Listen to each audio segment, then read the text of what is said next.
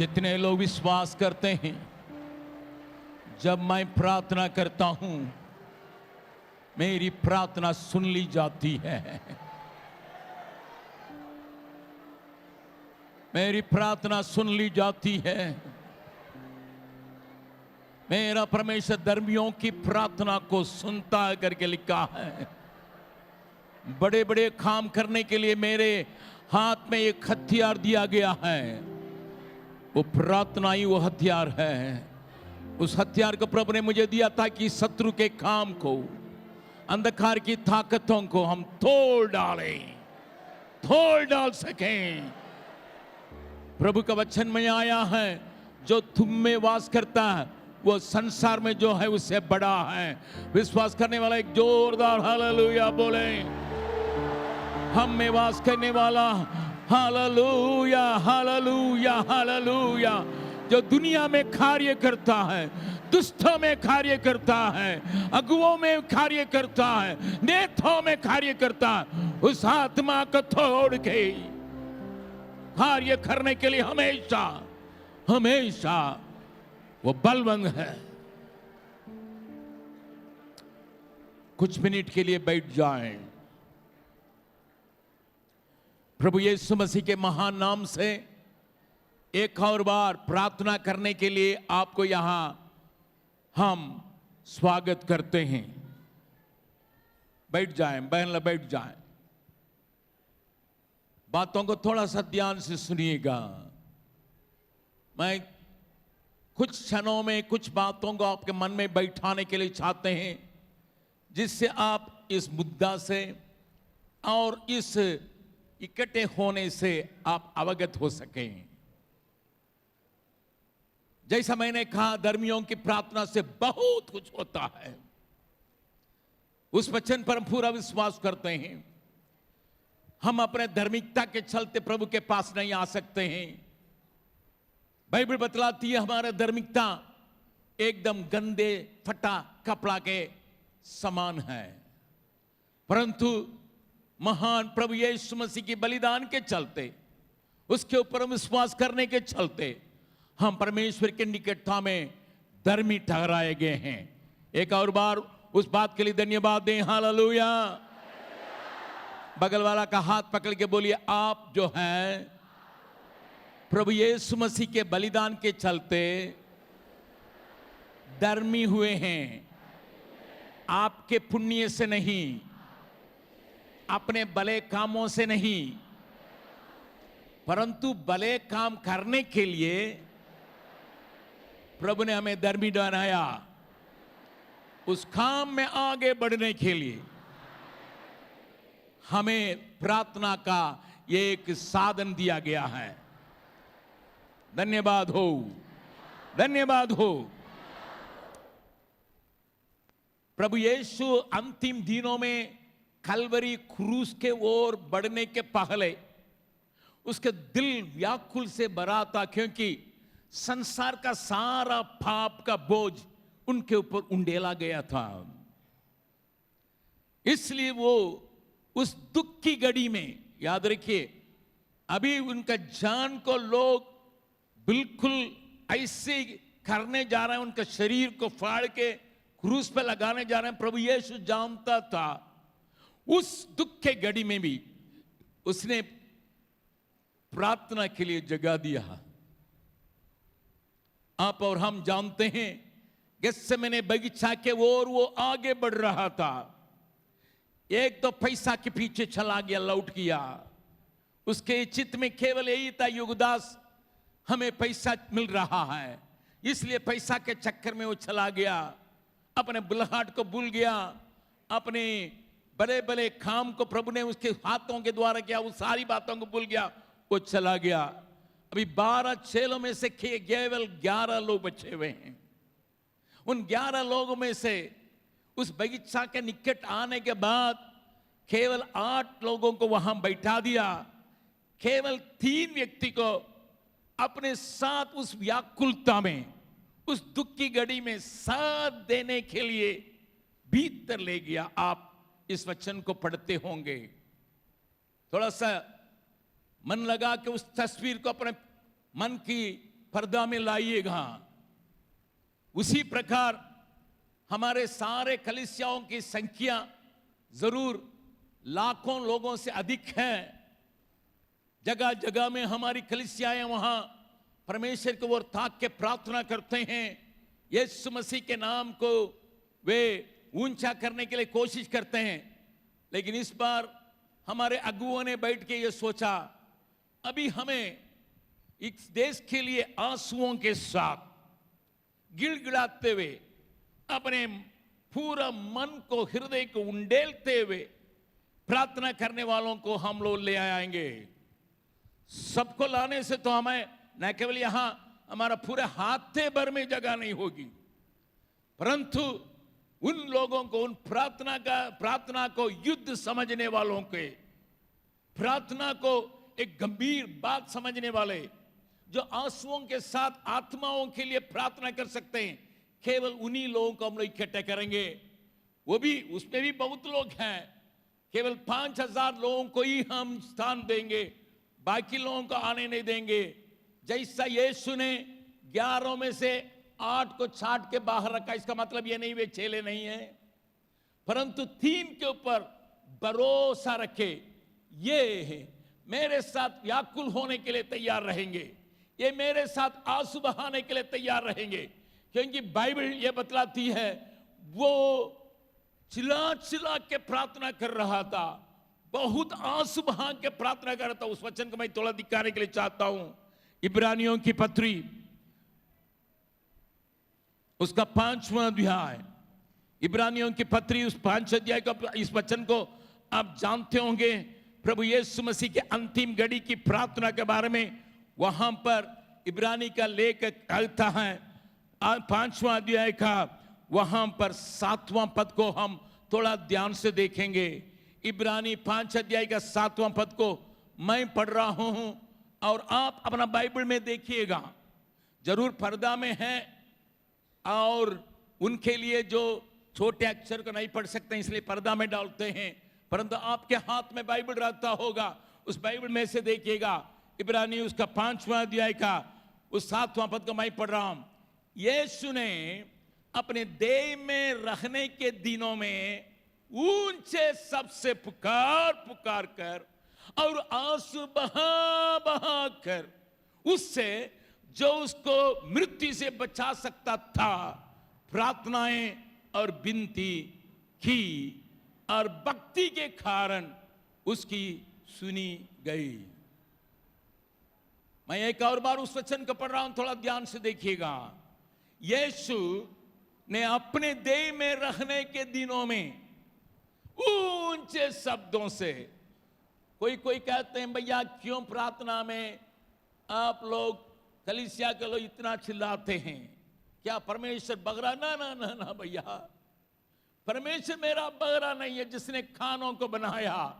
मेरा परमेश्वर व्याकुल हृदय से निकले हुए उस श्वास को भी समझता है। वही बाइबल बतलाती है, मिस्र देश में से जब लोग प्रार्थना नहीं कर सके, उनका दम फूल रहा था, केवल लंबे सांस ले रहे थे, उसको सुनने वाला परमेश्वर है।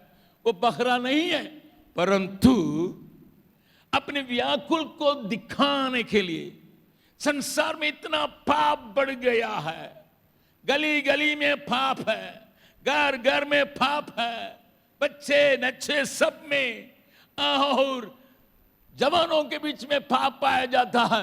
इस पाप को मैं एक बिंदु लगा के उसको छुड़ाने के लिए, अपना जान को देने के लिए इस व्याकुलता को समझ के चिल्ला चिल्ला के प्रार्थना किया करके लिखा, पुकार पुकार कर, आंसू बहा बहा कर।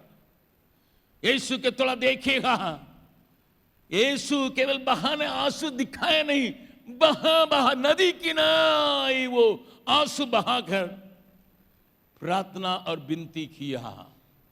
हम इसलिए लोगों को चुन के आए हैं, ये हमारे साथ आंसुओं के साथ प्रार्थना करेंगे, बोझ लगा के प्रार्थना करेंगे, नाशमान होने वाले आत्माओं के लिए प्रार्थना करेंगे, नष्ट होने वाला हमारा हिंदुस्तान के लिए प्रार्थना करेंगे, जिनकी आंखों को शैतान ने अंधा बना के रखा है, खुल नहीं रहा है, उनके लिए आंसू बहाने वालों को ही बुला के यहां पर जिस प्रकार यीशु ने 3 लोगों के ऊपर भरोसा रख के ले गया था, वैसे ही आपको यहां ले आया गया। बगल वाला का हाथ पकड़ के आपके ऊपर बहुत उम्मीद रखते हुए यहां जमा किया गया है।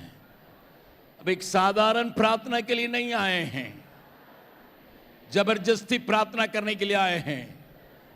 ऊंचे शब्दों से आंसू बहा बहा कर यीशु की तरह प्रार्थना करने के लिए आए हैं।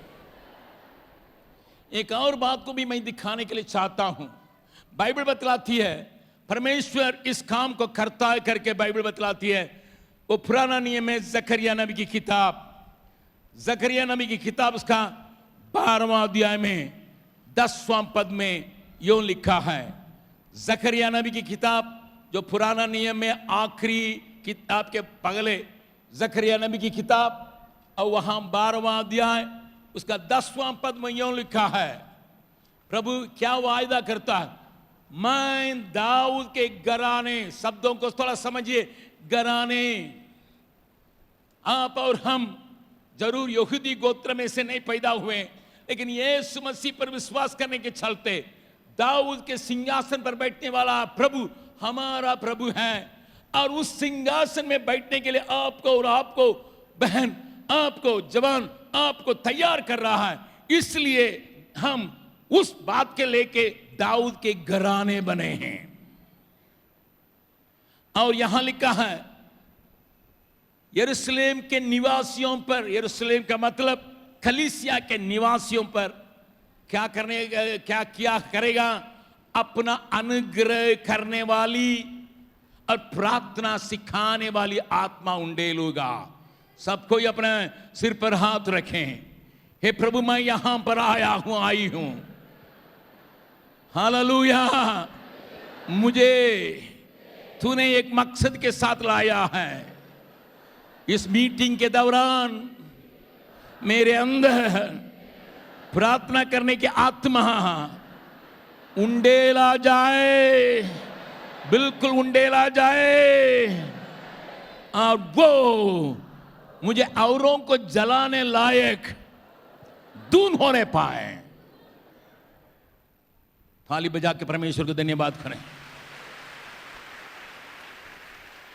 न केवल यहां, परंतु अपने 3 दिन के बाद जब अपने घर लौटेंगे, वहां अपनी कलीसिया के अंदर, अपने गांव के अंदर, अपने मोहल्ले के अंदर, अपने गलियों के अंदर उस प्रकार की प्रार्थना को आप ले जाने के चलते वहां का शत्रु का काम सत्यानाश होगा।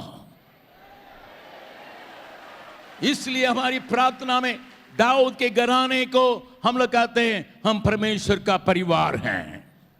अंग्रेजी में एक कहावत है, अंग्रेजी में मैं अंग्रेजी में बोलता हूं, फिर उसके बाद उसको हिंदी में बोलता हूं। The family praise together stage together. जो परिवार मिलके प्रार्थना करता है वो परिवार इकट्ठा जुट के रहता है। हमारा एकता के एक बल है। हम प्रार्थना करें न केवल यहां, परंतु अपना घर में भी पारिवारिक प्रार्थना में एक साथ जुटेंगे तो हम एक साथ बने रहेंगे। और यहां पर हम अपने को बहुत बड़ा परिवार के रूप में देखते हैं। ये परिवार जब प्रार्थना करती है वो एक साथ जुटे रहती है। हमारा एकता शैतान के ऊपर ललकार करने के लिए ताकत रखता है। हालेलुया। हमारे एकता जो है, हमारे बीच में के एकता, सारी बाधाओं को तोड़ने का एकता शैतान को नचवाता है और उसको नंगा कर देता है। इसलिए हम एक मन के साथ प्रार्थना करने के लिए बुलाए गए हैं। प्रभु ने कहा अगर 2 जन एक मन एक विचार होके प्रार्थना करेंगे और पहाड़ को भी उखाड़ने का ताकत को वो प्राप्त करता है। उस प्रार्थना में ताकत है। हम एक नहीं हैं। कल रात को मेरे दोस्त जो विदेश में रहता है, मैंने उनसे बातचीत कर रहा था। मैंने उनसे कहा कल से हमारा प्रार्थना 3 दिन का है, उपवास प्रार्थना, और हम लोगों ने इस बार सीमित कर दिया। बहुत लोग आ सकते हैं लेकिन उनको सीमित कर दिया, उनको छांट दिया। सब लोगों को बुलाए नहीं, खास करके प्रार्थना के योद्धाओं को बुलाए हैं। उन्होंने पूछा कितने लोग आएंगे? मैंने कहा केवल 5,000 लोग, घबरा गया वो। इसका मतलब यही है, अगर 2 जन की प्रार्थना से पहाड़ उखड़ सकता है, 5,000 लोग एक साथ मिलके उस परमेश्वर को आंसुओं के साथ प्रार्थना करेंगे, कितना बड़ा काम होने के लिए है। वो काम हमारे बीच में दिखाई पड़ने वाला। प्रभु के नाम की स्तुति महिमा हो। इसलिए मैं विश्वास करता हूं इन दिनों में आपके प्रार्थना के जीवन में आगे बढ़ने के लिए, आपके ताकत को बढ़ाने के लिए, आपके ऊपर प्रार्थना का अभिषेक को बढ़ाने के लिए कई बातों को आपके सामने हमारे अगुवे लोग आएंगे, हमारे विशेष वक्ताएं लाएंगे, और परमेश्वर हमारे अंदर उस प्रार्थना करने की आत्मा को उंडेलने पाए। उसने वायदा किया, मैं उनके साथ बादशाह बांधता हूं, मैं उनके ऊपर आत्मा को उंडेलूंगा, घराने के ऊपर आत्मा को उंडेलूंगा, ताकि हम एक दूसरे से किसी बात से ही अलग ना होने पाए, एकजुट में प्रार्थना करने के लिए आने पाए। मैं एक और बात को भी इन दिनों में आपके विचार में रखने के लिए चाहता हूं। यीशु मसीह के पास जब चेले कई बातों के लिए तो समझने के लिए आए थे, लेकिन एक बार ऐसे विचार से आए जिसको हम लूका रचित सुसमाचार 11वां अध्याय में पढ़ते हैं। मैं आपको दिखाने के लिए चाहता हूं, आप जानते हैं तो भी थोड़ा सा मेरे साथ खोलिएगा अपना अपना बाइबल में। लूका रचित सुसमाचार उसका 11 अध्याय में, वहां पर प्रभु यीशु मसीह के पास उसके चेले आए, क्योंकि वहां पर एक शब्द को आप देखिएगा, 11 अध्याय का पहला पद से लेकर मैं पढ़ रहा हूं, थोड़ा देखेंगे। लूका रचित सुसमाचार उसका 11 अध्याय का पहला पद। जब किसी जगह प्रभु यीशु वो प्रार्थना कर रहा था, सुनिए, यीशु की प्रार्थना के जीवन को चेले लोगों ने देखा। इनके प्रार्थना अलग हो जाता। क्यों? हमारे पास कई एक लोग हैं, याजक लोग हैं, वे भी तो दुआ करते हैं, लेकिन इनकी प्रार्थना, जबकि हम इनके पीछे चलते हैं, इनकी प्रार्थना फर्क क्यों पड़ता है? इसमें कोई रहस्य है। इनकी प्रार्थना में भिन्नता दिखाई पड़ती है, क्योंकि पुराना नियम में लोग एक बार 2 बार नहीं, भजन संगीता को पढ़ने समय कम से कम 3 बार प्रार्थना करते थे, और कुछ समय पाके 5 बार प्रार्थना करते थे। कभी कभी वे 7 बार प्रार्थना करते थे। पढ़िएगा, यहां पर हाथ रख लीजिएगा, भजन संगीता 119, भजन संगीता 119 में इस बात को आप देख सकते हैं। वहां पर भजन संगीता का लेखक ये कहता है, मैं कितने बार प्रार्थना करता हूं, किस प्रकार प्रार्थना करता हूं, इन 2 बात को मैं आपके उस बड़े भजन संगीता से दिखाने के लिए चाहते हैं। मेरे साथ खोलिएगा, वहां पर 164 नंबर, भजन संगीता 119 164 नंबर में, वहां पर वो कहता, क्या कहता है?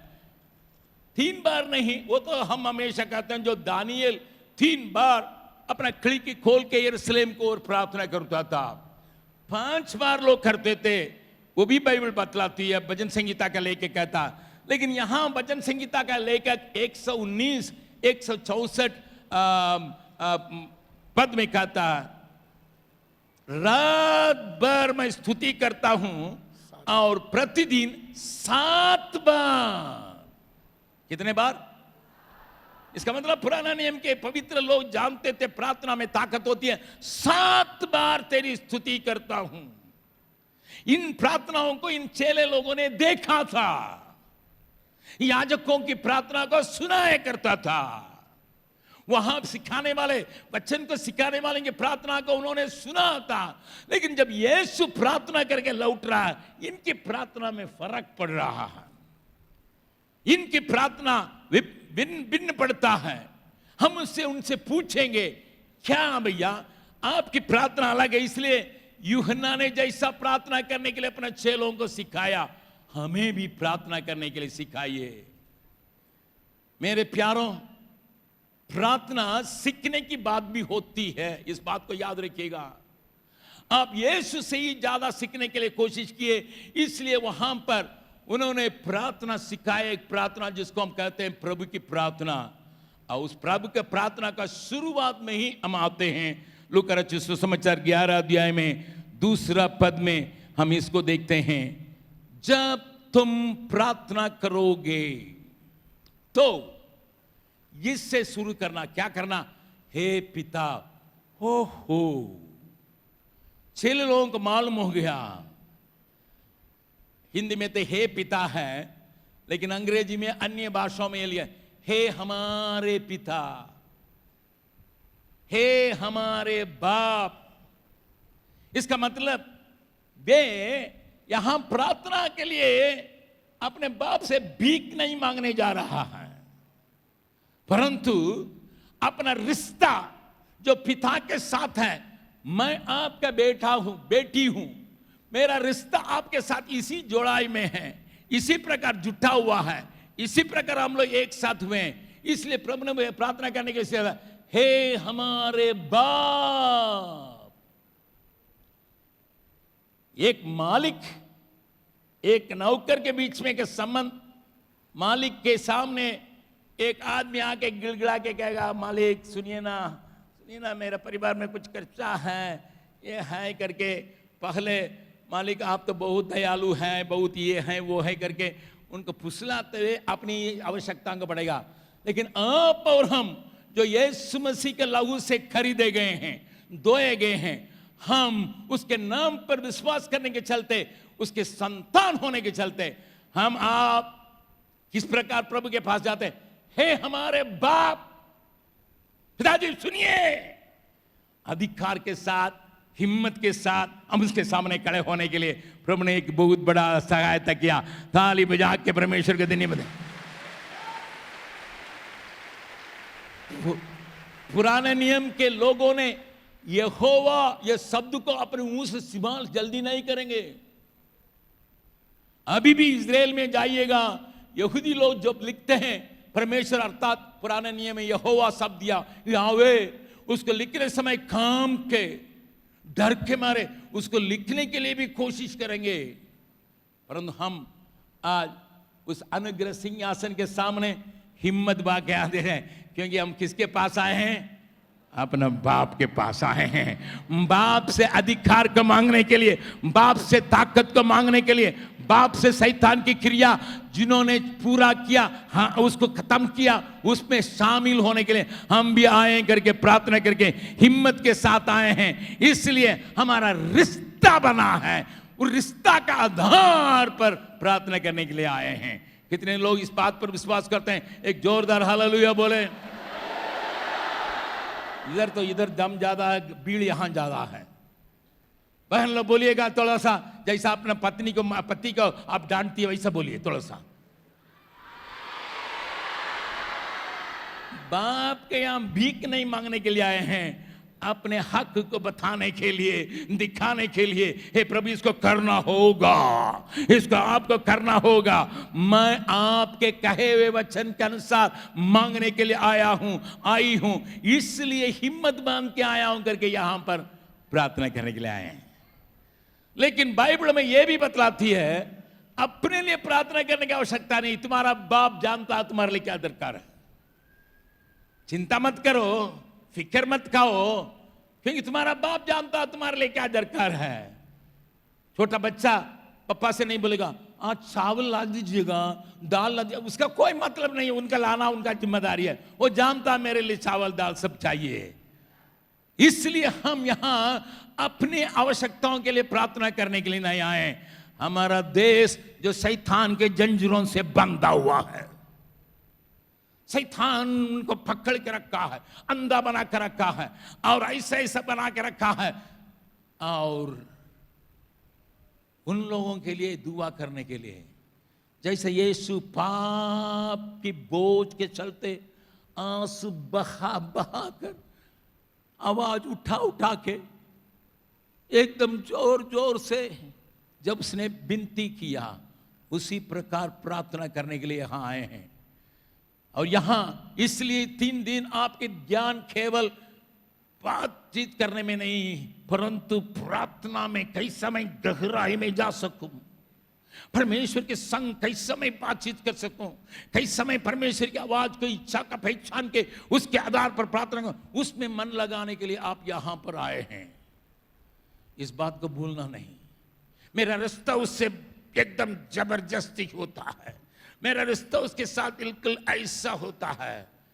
आप कहेंगे प्रभु पिताजी हम किसके पास जाएंगे, आप ही ना हमारा बाप है, आप ही से ना मांग सकते हैं। इस देश में इस पीढ़ी के लिए मुझे पैदा किया, कारण है, मुझे बचाया, कारण है। इस पीढ़ी के लिए मैं जिम्मेदारी लेती हूं, जिम्मेदारी लेता हूं करके उस जिम्मेदारी को अपने ऊपर लेते हुए अपने गांव के लिए, अपने गली के लिए, अपने मोहल्ला के लिए, अपने परिवार में जो अभी तक प्रभु को नहीं पहचानते हैं उनको मन में लेते हुए अब प्रार्थना के लिए आ रहे हैं।